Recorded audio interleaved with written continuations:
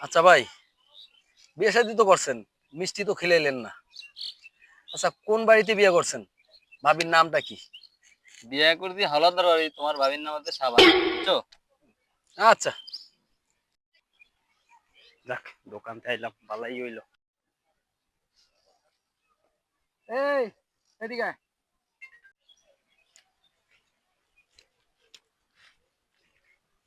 ভাই, ডাকছেন? কই গেছিলি? ভাই, গেছিলাম সাবানের দুধ কিনতে।